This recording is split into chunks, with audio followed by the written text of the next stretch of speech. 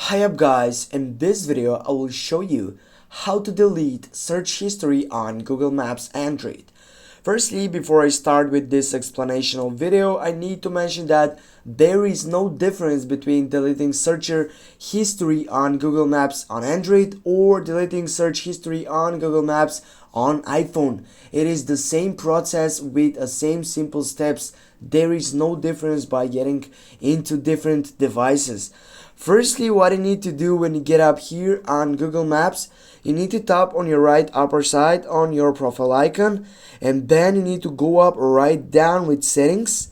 When you get up into settings, right down, when you scroll down, you're gonna find out Maps History.